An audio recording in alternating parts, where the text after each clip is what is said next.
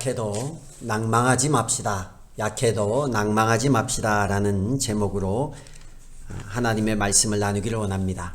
제가 주중에 SNS에서 어떤 한 유명한 목사님이 SNS는 유명한 사람들하고도 친구가 쉽게 될 수 있어서 하는 재미가 있는 것 같아요. 아주 유명한 목사님인데 이분이 특정 후보를, 요즘에 대선이 이슈잖아요. 특정 후보를 겨냥한 것은 아니에요.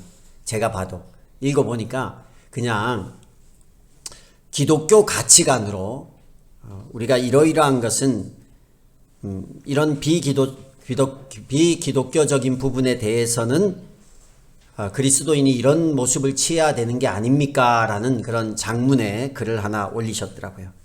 그런데 재밌는 댓글이 그 밑에 하나 달렸어요. 어떤 분이 목사님 그러면 청와대 조천 기도회에 초청 못 받습니다. 이렇게 댓글이 달렸더라고요. 제가 무슨 생각을 했냐면 우리가 목사이고 또 그리스도인인데 정말 성경적인 가치를 목사가 얘기하고 성경적인 삶을 살아야 되는데 청와대 조찬기도회에 초청을 못 받는 것 때문에 그런 것을 마음껏 설교하지 못하고 말하지 못한다라는 게 잘못되어 가는 부분에 대해서 피력하지 못하는 것이 안타깝게 느껴지더라고요. 댓글 다신 분도 목사님이야. 그래서 야, 이 목사님들이 이게 권력에 줄 서는 게, 힘 있는 사람한테 줄 서는 게 이게 참 큰 문제고, 목사임에도 불구하고 뭔가 이권이나 힘 있는 데에 줄을 서려고 하는 모습을 보면서 안타깝더라고요. 그거 못 가면 어때요? 참 초청 받으면 뭐 좋기도 하겠죠. 그래도 인정받으니까. 그러나 거기를 못 갈지라도 바른 말을 하고 성경적인 말을 해야 되는데, 그런 큰 힘에 저도 가만히 있다 보니까 뭐 이런 거 많이 오더라고요. 누가 정책 특보 이런 거 하라고 와요. 그 아무나 다 가더라고. 다 가는데 그거 한 자리 해보려고. 그게 뭐냐면 우리가 본능적으로 우리 안에 어떤 힘, 권력, 이 명예에 대한 욕구가 그만큼 크다라는 거예요. 그거와의 싸움이 얼마나 치열하겠어요. 목사님들이 이제 연세도 있고 뭔가 나이도 먹고 어떤 사회적으로도 뭔가 힘이 있다라는 게, 명예가 있다라는 게 보여지고 싶은 이 욕구를 내려놓는다라는 게, 근데 그것보다 더 큰 사명은 하나님의 말씀을 전하고 말씀대로 사는 건데, 사람이 그래요. 힘 있는 것에 힘이 있고 이기는 편을 사람들은 좋아하는 것이 우리의 본능입니다. 잘 나가는 사람들 뒤에 줄 서고 싶어요. 약한 사람, 부족한 사람 뒤에는 줄 서지 않습니다. 그런데 성경을 보면요, 하나님 믿는 성도의 길은 좁은 길이라고 했습니다. 근데 힘 있는 자들의 길은요, 좁은 길로 가지 않아요. 내게 이득이 되는 길, 그런 길로 가요. 십자가의 길, 고난의 길이잖아요. 거부합니다. 안 가려고 해요. 예수님이 그런 얘기를 했어요. 부자가 천국 들어가는 것은 낙타가 바늘기 들어가는 것보다 힘들다, 이런 얘기를 했어요. 부자가 다 지옥 간다는 얘기는 절대 아닙니다. 그러나 그만큼 힘에 기대고 이익에 기대는 길은 하나님께로부터 멀어지는 확률이 높다라는 거예요. 힘을 유지하기 위해서 말씀도 뒤로 하고, 내게 이익을 취하기 위해서 그리스도인의 삶도 포기하고, 회사에서 내가 좀 승진을 하고 사람들한테 이상한 얘기 듣기 싫어서 크리스찬이라는 것을 숨기고 다니고, 이게 얼마나 자랑스럽고 멋지고 훌륭한 일인데 우리가 이런 것을 감출 때가 많아요. 오늘 말씀해 보니까요, 이 유명한 말씀입니다. 여러분 개역 개정으로 보면 한 번쯤 물이 바다 덮음같이 여호와를 아는 지식이 세상에 충만할 것입니다. 찬양도 있잖아요. 물이 바다 덮음같이 뭐 이런 찬양도 있는데, 이 이새의 뿌리에서 한 싹이 그 줄기에서 나와서 이 세상 가운데 평화를 준다. 예수님에 대한, 메시아에 대한 예언의 메시지예요. 독사굴에 손을 넣고 저어도 물리지 않고, 이런 주일학교 아이들 찬양도 여기에서 나온 거예요. 아주 유명한 구절이에요. 근데 저는 오늘 이 말씀, 이 본문 중에 하나에 주목해 봐요. 1, 2절에 특별히 주목이 되는데 1절에 보니까 이새의 줄기에서 한 싹이 나며 그 뿌리에서 한 가지가 자라서 열매를 맺는다, 이런 구절이 있어요. 여러분, 이새가 누굽니까? 이새가 누구예요? 예? 네, 다윗의 아버지예요. 다윗이, 그럼 여러분 보세요. 다윗이 유명해요? 이새가 유명해요? 다윗이 유명하잖아요. 그런데 다윗은 이름 하나만 딱 얘기해도 모든 이스라엘 사람뿐만 아니라 전 세계 사람이 알아. 이새는 잘 알아요? 몰라요? 몰라요. 언제부터 이 집안이 유명해졌습니까? 다윗 때부터 유명해진 집안이에요. 다윗 때부터 힘이 있는 집안이에요. 그런데 이 본문은 힘 있는 다윗의 줄기에서 싹이 났다라고 표현을 하지 않고 이새의 줄기에서 싹이 났다라고 표현을 하는 거예요. 왜 그랬을까요? 이새를 봅시다. 더 유명한 사람이 다윗인데 이 이새는요, 모압 여인 룻의 아들이 오벳입니다. 이 오벳의 아들이 이새라는 거예요. 모압 여인 룻의 손자가 이새예요. 룻의 손자. 오벳을 낳고 이새를 낳을 때까지 물론 보아스가 유력한 집안이었지만 그 집안의 아내인 룻은 어떤 여자예요? 모압의 여인이에요. 이스라엘의 백성이 아니에요. 당시에, 지금도 우리나라도 이 한민족주의가 있어서 다문화 가정의 아이들이 굉장히 많이 좋아졌어도 그래도 편견이 있어요. 어려움이 많습니다. 근데 이스라엘은 더 심했어요. 이스라엘은 모계 사회예요. 아빠는 이방인이 와도 되는데 엄마는 이방인이 오면 안 되는 거예요. 근데 여기는 룻이 이방인이야. 모압 여인이에요. 오벳의 삶과 이새의 삶이 얼마나 힘들었겠어요. 보아스가 아무리 유력한 자고 보호해줘도 오벳은 늘 나는 이방 여인의 아들이다. 그 손자 이새도 마찬가지예요. 다문화 가정 출신이고 당시에 보면 편견의 대상이고 혈통 중시 사회에서 보잘것없는 존재, 힘이 없는 존재가 이새라는 거예요. 근데 이사야는요, 이왕이면 다윗의 줄기에서 이렇게 말해야 되는데, 그래야 뭔가 좀, 다윗은 왕도 했잖아요. 하나님 마음에 합한 사람이고 다 알잖아요. 얼마나 훌륭했는지. 다윗의 줄기라 그러면 훨씬 더 설득력이 있고 사람들이 야, 그래 너 다윗 출신, 다윗의 자녀야, 이럴 텐데, 이 보잘것없는, 당시에 다윗이 태어나기 전까지만 해도 보잘것없는 이새라는 사람을 먼저 얘기를 하는 거예요. 이사야 선지자가. 이사야 선지자는 하나님의 감동을 통해서 이사야서를 예언했잖아요. 근데 왜 그랬을까요? 다윗이라 그러면 다윗 밑에는 다윗이 대단했기 때문에 다윗 정도면 대단할 수 있어. 대단한 사람이 나올 수 있어. 아버지가 부자면 아들은 뭐 자동으로 부자죠. 애가 갑자기 젊은 사람이, 저도 그래요. 길 가다 보면 막 20대가 차가 너무너무 좋은 차를 탁 내는데 20대야. 그럼 제가 퍼뜩 드는 생각이, 부모님 참 잘 사는 것보다, 이 생각 들잖아요. 그런데 뭐 이렇게 보육원에서 다문화 가정에서 어렵게 자랐는데 그 아이가 TV에 나왔는데 좋은 차를 끌고 탁 나와. 그럼 우리 어떤 생각 들겠어요? 저 굉장히 불우했는데 저 사람의 스토리 가운데 어떤 일이 있었기에 저 사람이 저렇게 부자가 됐을까? 궁금하지 않겠어요?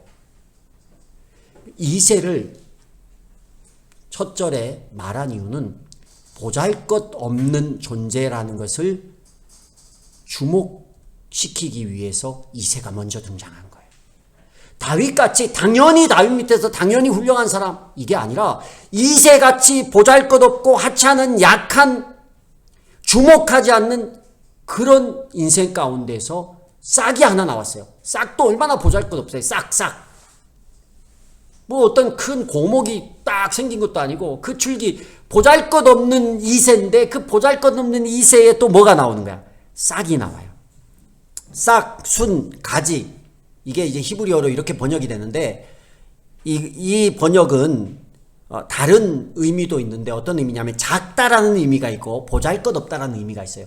보잘것없는 약한 존재에게서 또 보잘것없는 존재가 나오는 거예요. 꺼주셔도 될 것 같아요. 네. 그 싹이 히브리어로 넷제르예요. 넷제르의 해석이 싹인데 자금이라는 뜻도 있고 보잘것없는 뜻도 있어요. 얼마나 이새도 보잘것없는데 그래도 다윗에게서 싹이 나오면 싹수가 있다 이러는데 이새라는 이 보잘것없는 그런 가문의 한 사람에게서 또 보잘것없는 것이 나왔다라는 거예요. 근데 이 넷제르의 히브리어 음차가 신약에 보면 지명하고 똑같은 음차예요. 어떤 지명이냐면 한번 맞춰보세요. 넷제르랑 비슷한 이스라엘의 지명. 음차가 똑같아요. 히브리어 음차로 하거든요. 음차가 뭐냐면 그 똑같은 그걸 설명하면 너무 기니까 히브리어 강의 시간도 아니니까 넷제르가 똑같은 지명이 있는데 뭘 것 같아요? 우리 양 목자님이 뭐 알 것 같은 눈치인데 잘 몰라요? 나사렛이요. 나사렛이 넷제르와 똑같은 음차를 가지고 있어요. 그래서 마태복음 2장 23절에 이 이사야서를 인용해서 뭐라고 얘기했냐면 선지자의 말씀대로 나사렛 사람이라 칭함 받았다. 이게 보잘것없는 사람이라는 거예요. 그래서 이 이사야가 신약의 나사렛 동네에서 보잘것없는 동네에서 예수님이 난다. 이것과 연결이 되어 있어요. 어쨌든 주목할 것은 작고 보잘것없다라는 거예요. 어떤 사람이 그랬잖아요. 나다나엘이 나사렛에서 무슨 선한 것이 나오냐고. 나사렛이라는 것은 작고 약해요. 나사렛 예수라는 표현이 뭐냐면 작고 보잘것없는 예수라는 뜻이에요. 소망이 없네. 이세만 해도 작고 보잘것없는데 그 이세에서 또 이런 넷째를 보잘것없는 싹이 나왔으니 거기에 무슨 소망이 있겠어요, 여러분. 그래도 아버지가 좀 재산이 있어야 뭐 나도 해보겠는데 우리 아버지도 가난하고 나도 별 능력도 없고 소망이 없네. 그렇게 생각할 수 있는 거예요. 우리 아들이 철이 빨리 들어서 부모님이 나에게 물려줄 것이 없으니 내가 열심히 살아야겠다 이런 얘기를 하더라고요. 자기가 열심히 모아야겠다고, 열심히 해야겠다고. 그래서 괜찮아, 너무 그렇게 다 너가 하고 싶은 거야 하면서 살아 이렇게 말은 하는데 속으로 좀 약간 씁쓸하더라고. 기댈 것이 없는 거야. 근데 우리가 다 비슷한 것 같아요. 여기 뭐 아버지가 갑부인 사람 있어요? 수민아 너무 고개를 그렇게 너만 돌리고 있었다. 너뿐만 아니라 다 그래, 다 그래. 이세야, 아버지가 이세야. 근데 그 줄기에서 싹이 나왔는데 그런 수민이는 대단한 어떤 뭐 능력이 있는 것도 아니지. 넷제르야. 야, 이제 큰일 났어. 근데 여기에서요 어떤 일이 일어나냐면 이 이세의 줄기에서 이 싹에서 세상에 평화를 가져다 주는 놀라운 은혜가 6절 이후에 나오는 거예요. 일일가 어린 양과 함께 살고 표범이 새끼 염소와 함께 누우며 송아지와 새끼 사자와 살찐 짐승이 함께 풀을 어린아이가 그것들을 이끌고 다니고요. 젖먹는 아이가 독사의 구멍 곁에서 장난을 치는데 살모사의 굴에 손을 넣는데 물리지 않는 거야. 이런 세상의 평화, 이 하나님 나라가 어디에서 출발하냐면 보잘것없는 이새의 줄기에서, 보잘것없는 그 싹에서 출발을 해요. 근데 어떻게 그렇게 됐을까? 어떻게 그렇게 됐을까? 이게 중요하잖아요. 나도 그렇게 되고 싶은데, 나도 아버지도 이새고, 나는 넷째인데, 근데 나도 이런 역사를 경험하고 싶은데 어떻게 그렇게 됐을까? 그게 2절에 있더라고요. 2절에 보니까 주님의 영이, 이게 중요해요. 주님의 영이 그에게 내려오신다. 아멘. 주님의 영이 그에게 내려오시는 거예요. 그러자 그 영이 뭐냐? 지혜와 총명의 영이요, 모략과 권능의 영이요, 지식과 주님을 경외하게 하는 영이, 그러니까 성령이에요. 성령. 이새같이 보잘것없는 존재, 그 보잘것없는 싹 위에 성령이 임하는 거예요. 지혜와 총명의 영, 지혜가 뭐예요? 지혜는 드러나진 않지만 세상을 살아가는 원리예요. 총명은 뭐예요? 그 지혜를 활용하는 능력이 총명입니다. 모략과 재능은 뭐예요? 모략은 계획이에요. 재능은 실행력이에요. 성령이 뭐냐? 하나님이 주신 원리를 바탕으로 그 삶 가운데에서 그냥 성령이 여러분 하나님의 영으로서 보이지 않는 그냥 뭐 이런 영이 아니에요. 성령이 하나님의 모든 계획과 뜻이 담긴 영이고 그 성령은 그 하나님의 뜻과 그 가치를 가지고 세상 가운데서 살게 하는 능력이 뭐예요? 성령이라는 거예요. 성령을 받았다라는 것은 그냥 뭐 박수 세게 치고 찬양 크게 하고 뭐 방언하는 거 이게 아니에요. 성령을 깨달았다는 건 하나님의 원리를 아는 거예요. 우리가 죄인이고 우리가 어떻게 구원받는지 하나님의 뜻을 아는 거예요.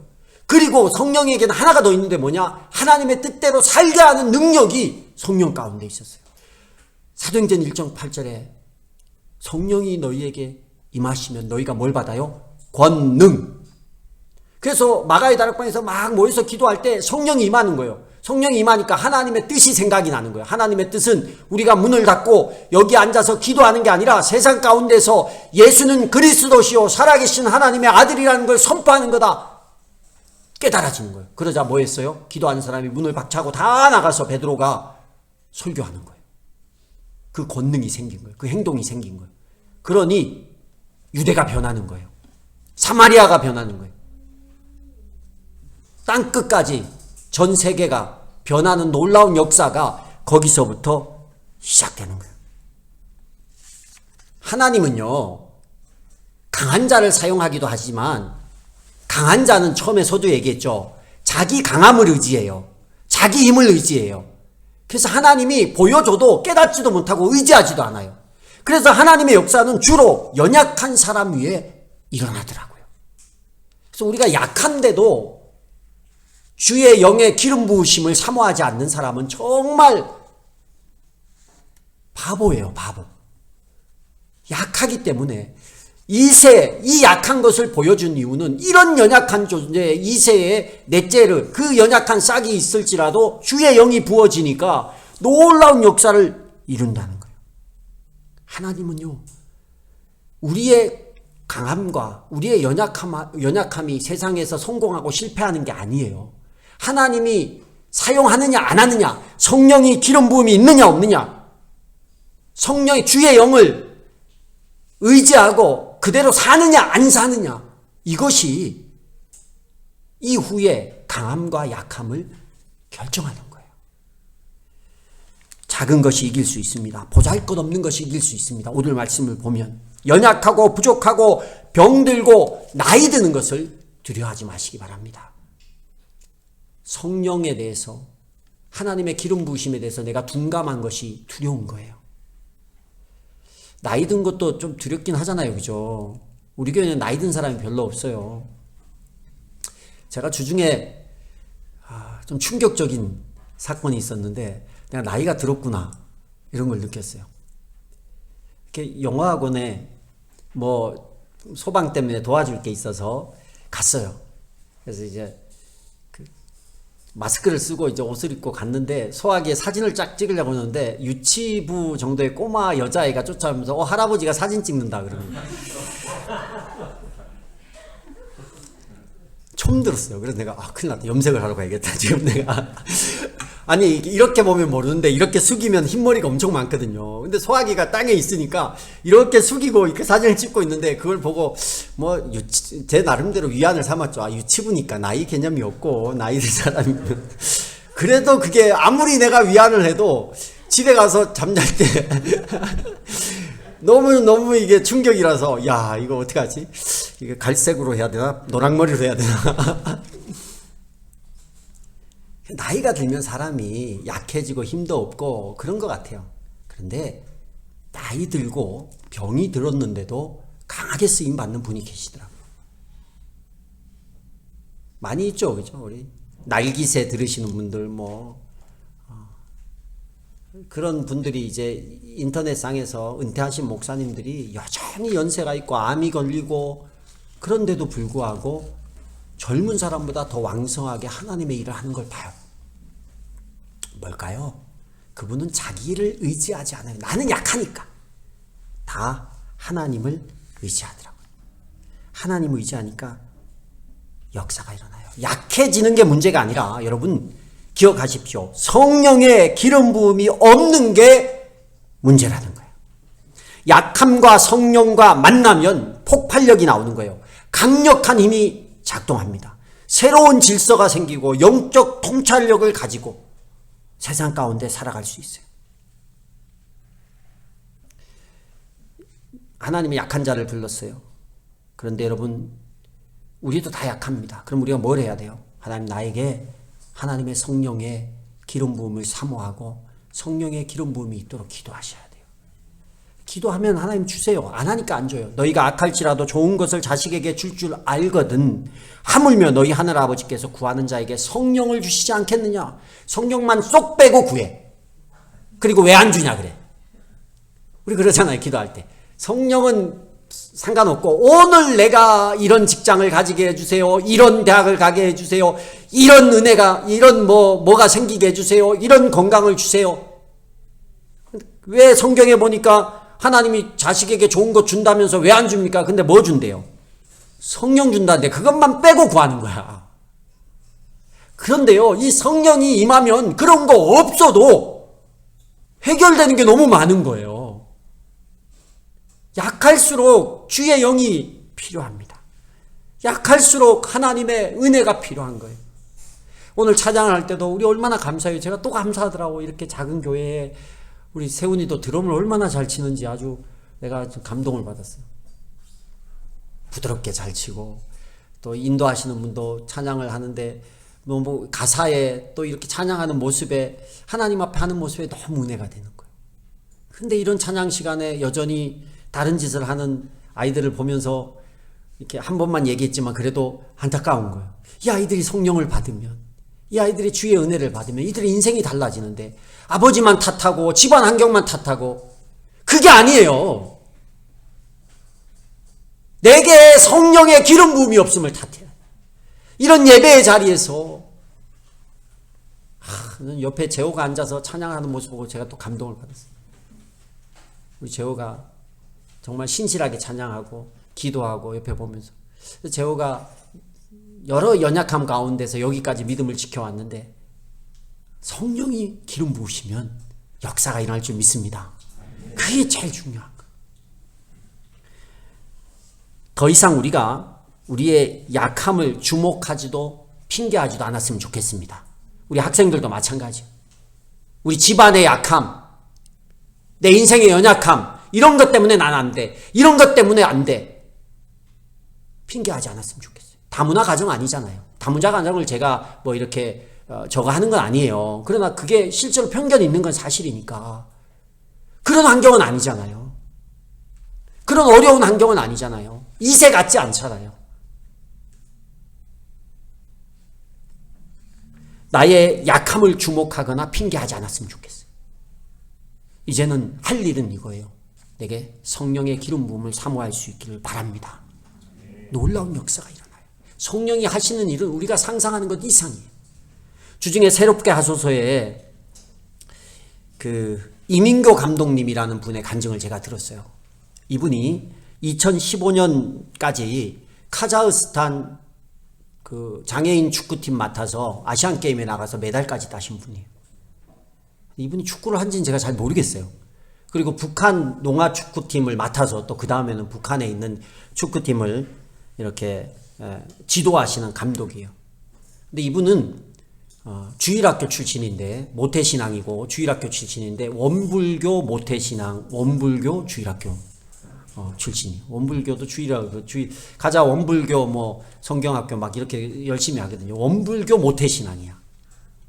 이분이 너무 신실하게 불교에 대해 심취해서 불교 선교사로 헌신을 했어요. 고3 때 선교사로 내가 나가겠다 했는데 어디를 갈까 하다가 어디를 갔냐면 소록도에 가신 거야. 소록도에 가니까 90%가 기독교인이래. 내가 이 소록도를 가서 법당을 개척해야겠다. 정말로. 그리고 가서 실제로 법당을 개척하신 분이에요. 고3 때 가서. 고3 때 갔는데 이제 불교는 윤회사상이 있잖아요. 예수 믿고 죽은 안타까운 영혼들이 너무 많은 거예요. 그래서 화장터에서 거기서 자기가 목탁을 두드리면서 그 죽은 영혼이 좋게 환생하기를 빌어줬대요. 고3 때. 뭐 동국대 나중에 가고 그랬거든요. 불교 선교사야. 아주 불교 쪽에 유명하신 분이에요. 목탁을 막 두드리면서 거기서 죽은 영혼을 다시 잘 뭐라 그래 태어나서 환생해서 좋은 곳에 잘 살도록 극락 왕생해서 잘 환생하도록 계속 기도했다라는 거예요. 그러니 당시에 90%가 이제 소록도는 그 한센병 걸린 분들이잖아요. 90%가 크리스찬인 그 한센병 환자들에게 갖은 핍박과 고난을 다 겪으신 거야. 그래서 막 여기서 막 맞기도 하고, 근데 이분은 사랑으로 섬기는 마음으로 계속 그분들을 위해서 목탁을 두드리고 그렇게 했어요. 근데 그 한센병 환자 중에 한 분이 돌아가신 거야. 돌아가셨는데 서로 그걸 내가 먼저 천국을 가야 되는데 네가 먼저 갔다고. 자기는 이렇게 다시 잘 태어나서 잘 살기를 바라는데 이분들은 천국이 뭔지 모르겠는데 서로 가려고 서로 소망 가운데 쳐다보고 가니까 며칠 후 요단강 건너가 만나겠네 막 하고 막 찬양하고 이러는 거예요. 그래서 막 이상하게 이렇게 봤어요. 근데 자기가 이제 거기서 꽤 오래 있으면서 법당도 정말 개척하고 열심히 전도를 하고 이랬어요. 근데 어느 날 법당에서 목탁을 들으는데 이게 그 사람이 잘 외우고 계시다고 난 따라도 못하겠네. 마하바냐 그러면서 막 이렇게 하는데 갑자기 며칠 후 자기 입에서 그게 안 나오고 며칠 후가 나오더래요. 그래서 큰일 났다. 내가 원불교에 가서 이제 원불교 그 가르치는 곳에 거기도 학교가 있나 봐요. 근데 거기에 국어를 가르치는 선생님 중에 크리스찬이 있었대요. 그냥 교사로 오신 분이 있어서 이게 뭔 일인가. 아무리 가서 아무리 말을 막아봤냐 하려고 해도 자꾸 며칠만 나오고 이게 안 되더래. 그래서 큰일 났다 해서 이제 거기 가서 선생님한테 딱 물었는데 뭔지 모르니까 그 선생님이 얘기하시기를 너 아무래도 성령 받은 것 같아. 그게 뭐냐고 하니까 하나님의 영이라고. 성경을 좀 읽어보라고. 그래서 성경을 읽기 시작한 거예요. 성경을 읽었는데 성경을 읽을 때는 정상적인 삶을 살았어요. 근데 성경을 덮으면 귀신이 보이기 시작하는 거예요. 계속. 그래서 막 정말 차를 운전하다가 뒤에 귀신이 있어서 사고가 나고 차가 막 다 완파가 되고 근데 자기는 살고 그런 일을 겪으면서 성경을 어쩔 수 없이 계속 읽게 되고 입에선 찬송이 나오고 성령을 받았어요. 그래서 회심을 해서 저를 떠나가지고 크리스찬이 되신 분이야. 얘기를 하자면 길어요. 1시간 반인데 제가 제 설교도 하기 바쁜데 그 얘기를 원하시면 가서 직접 들어보시고. 여러분 성령이 그렇더라고. 그분이 그냥 사람의 불교 선교사인데 이 사람에게 그냥 우리의 언변이나 모습을 통해서 그가 변화되지는 않는 것 같아요. 근데 성령이 임하니까 그 불교 선교사도 안 임해서 그렇지. 그 소록도에 있는 한센인 그 크리스찬들이 얼마나 큰 역할을 했어요. 세세하게 얘기하면 길지만 그 안에서 이렇게 그분들과의 만남에 수많은 얘기들이 있거든요. 근데 그런 얘기들을 통해서 하나님에 대해서 궁금증도 생기고 그 찬양하고 예배드린 걸 늘 보면서 자기도 성령이 임하니까 내 모든 어떤 그 오랜 공부나 이런 거하고 관계없이 하나님의 사람이 되고 그리고 지금은 축구로 선교도 하고 이러고 계시더라고요. 하나님의 영은 그런 일을 하세요. 그게 성령의 일이에요. 근데 우리는 가장 큰 능력인 그 주의 영에 대한 사모함이 없어요. 주의 영의 임재에 대한 사모함이 없으니까 변화가 없고 여전히 내 연약함만 보는 겁니다. 그래서 오늘 이후로부터는 우리가 이제 2가지 약속을 했으면 좋겠는데 하나는 나의 약함을 주목하지 않겠다. 이제 나의 환경이나 내 인생의 문제에 대해서 내가 핑계하지 않겠다. 이런 다짐이 있었으면 좋겠어요. 또 하나는 뭐냐? 성령의 임재에 대해서 사모하자. 예배 때도요.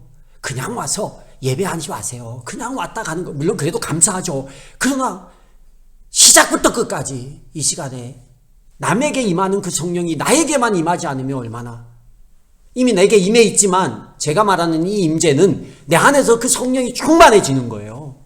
하나님의 뜻이 깨달아지고 하나님의 그 뜻대로 움직이려는 그 의지가 생기는 걸 말하는 거예요. 아무 생각. 헌신 기도 속도 왜 있는지 아세요, 여러분? 하나님이 내 안에 그래 너 이 말씀대로 살아라 마음을 줬으면 내가 그 말씀대로 살겠습니다는 실행력이요. 여기 2절에 했잖아요. 지혜, 총명, 모략, 권능, 영, 지식 이건 전부 다 원리와 실행력이에요. 그래서 만든 거예요. 움직이라고. 근데 남이 은혜 받는 건 부러워하면서 똑같은 자리에서 나는 은혜를 못 받고 있어. 남은 성령의 기름 부으심을 받아서 인생이 달라지고 있는데 나는 놓치고 있어. 얼마나 안타까워요. 핑계만 하는 게 나는 힘들어요. 하나님 나는 지쳐요. 하나님 나는 이거 못 살아요. 내 인생은 왜 이래요? 우리 집은 왜 이래요? 언제까지 그럴 거야? 우리가 하나님의 아들인데 하나님 내 안에 계신데 전지전능하시고 천지를 만드신 하나님이 내 아버지인데 근데 그 아버지를 안 봐. 그리고 내 지친 상황만 보는 거예요. 여러분 하나님 보고 성령의 임재를 사모하고 그 임재로 이 이민교 감독님처럼 달라진 인생, 하나님의 능력으로 사는 인생. 고3 불교 선교사가 올림픽 아니 아시안게임 메달 감독이 됐어요. 크리스찬 감독이. 그리고 선교를 해요. 북한까지. 우리도 강할 수 있습니다. 아멘. 주의 영이 임하면. 오늘 이 시간에 우리 말씀을 생각하시면서 이 마음 가지고 함께 찬양하고 하나님 앞에 이제 다짐을 하는데 하나님 내가 더 이상 나의 약함을 핑계하지 않겠습니다. 하나님 내가 성령을 사모하겠습니다. 내게 은혜를 주시옵소서. 다른 사람이 아닌 나에게 내 안에 계신 성령님의 충만함을 경험하게 하옵소서. 우리 그런 소망 가지고 함께 기도를 했으면 좋겠습니다. 우리 힘들고 지쳐 함께 찬양하도록 하겠습니다.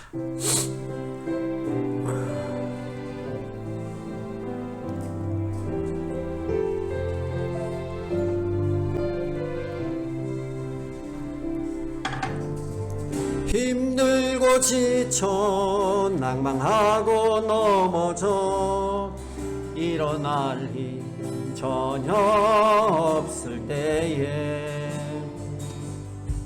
조용히 다가와 손 잡아주시며 나에게 말씀하시네. 나에게 실망하며 내 자신 연약해 고통 속에 눈물 흘릴 때에 못자국난 그 손길 눈물 닦아주시며 나에게 말씀하시네. 너는 내 아들이라 너는 내 아들이라 오늘날 내가 너를 낳도다. 너는 내 아들이라 나의 사랑하는 내 아들이라. 다시 한번 고백하겠습니다. 힘들고 지쳐 낭망하고 넘어져 일어나리 전혀 없을 때에 조용히 다가와 손 잡아주시며 나에게 말씀하시네.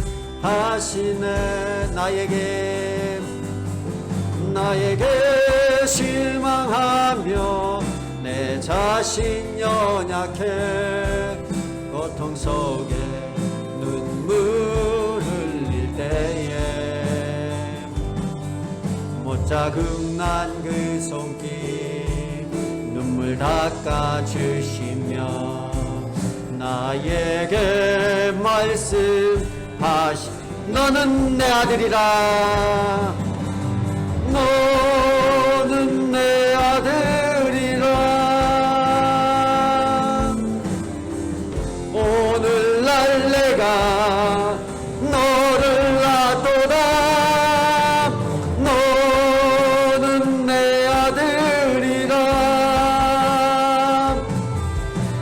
사랑하는 너는 내 아들이라. 너는 내 아들이라. 아멘.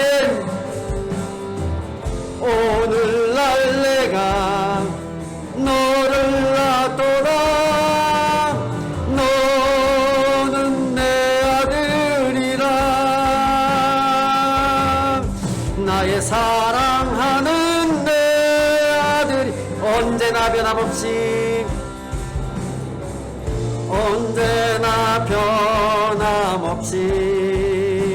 너는 내 아들이라. 너는 내 아들이라. 나의 십자가 고통 산의 그 고통으로 내가